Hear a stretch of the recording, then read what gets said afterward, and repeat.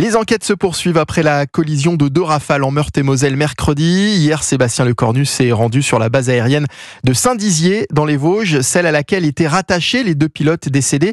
Le ministre des Armées qui présidera une cérémonie la semaine prochaine pour rendre hommage aux victimes. Et si on ne connaît toujours pas les causes de cet accident, l'erreur humaine semble être l'hypothèse la plus probable, Mélina Fachin.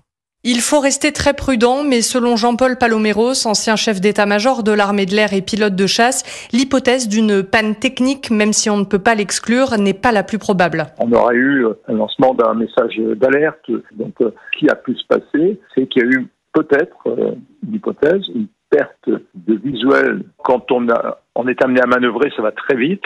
Évidemment, il faut être très attentif. C'est extrêmement rare, fort heureusement, mais le risque zéro n'existe pas. 2 enquêtes ont été ouvertes, une par l'armée et une autre par le Bureau enquête accident pour la sécurité de l'aéronautique d'État, le BEA.